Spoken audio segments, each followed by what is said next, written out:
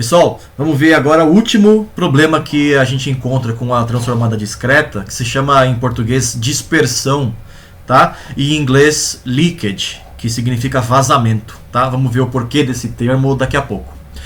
Vamos usar o exemplo desta função, deste sinal aqui, seno de 3t, né? Vamos transformar este sinal usando n, amostragem nzão igual a 2 elevado a 6, que é 64, né? E um período de observação t, 16π, né? Que é o múltiplo de 2π, que é um período da função seno de 3t, né? 2π é um possível período para essa função, tá? E depois eu vou comparar com usando um t um pouco diferente, né?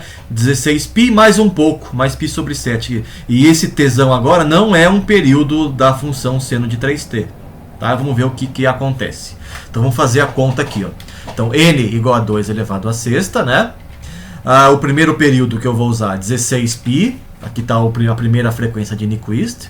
O segundo período é 16π mais π sobre 7. Né? E aqui está a frequência de Nyquist para esse período. Para esse valor de t, o mesmo valor de n. Né?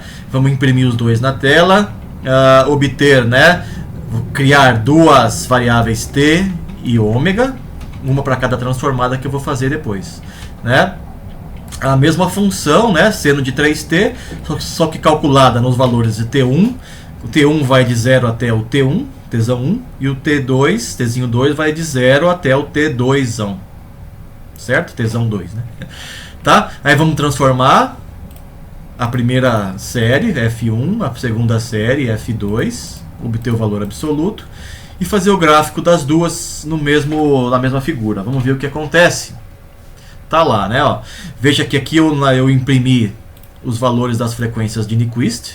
As duas são maiores do que 3, né? A função seno de 3t deveria ter um pico centrado em ômega igual a 3. A frequência de Nyquist é maior do que 3 nas duas, então eu conseguiria captar, né? Só que elas me dão coisas diferentes, ó.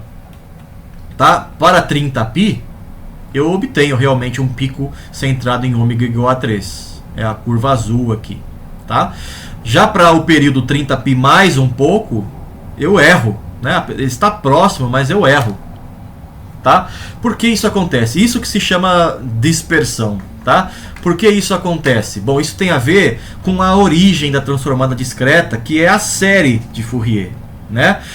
Quando eu pego um período completo da função, por exemplo, de 0 até 2π, né? E repito essa coisa, a continuação periódica é idêntica à própria função naqueles valores fora do período de observação. Então eu não vejo nenhuma descontinuidade. Agora, quando eu uso um período que não é um período da função, ou seja, por exemplo, 16π mais π sobre 7 ou 2π mais π sobre 7, tanto faz, né? Um período da função, 2π ou 16π, mais um pouco. Né? E aí eu tenho que repetir a função. Lembrem-se disso, né? A gente discutiu em outros vídeos que quando eu faço a transformada discreta, eu pego uma função original e observo essa função durante um período. E fora desse período eu tenho que repeti-la periodicamente. Nesse caso, né, como eu não peguei um período real da função, um período que correspondente a um período da função observada, eu vou criar uma descontinuidade na continuação periódica, né? A função vem oscilando aqui para aqui e aí repete, mas a repetição não casa ali com o valor da função naquele ponto. Então eu crio uma descontinuidade naquele ponto, né?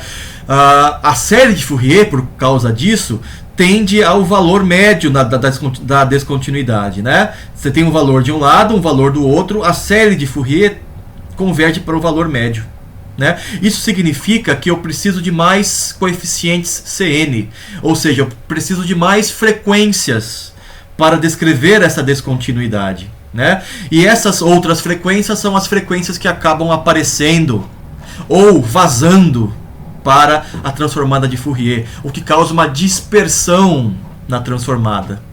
Tudo bem? Deu para entender? Não. O termo vazamento é mais descritivo do que acontece, né?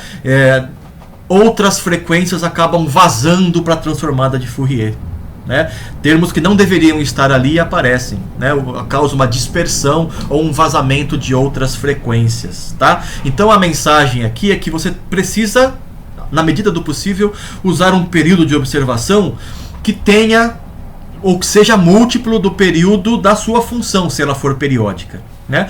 Se a sua função for periódica, é sempre melhor você usar um período de observação correspondente a um múltiplo da sua função, o múltiplo do período da sua função, tá?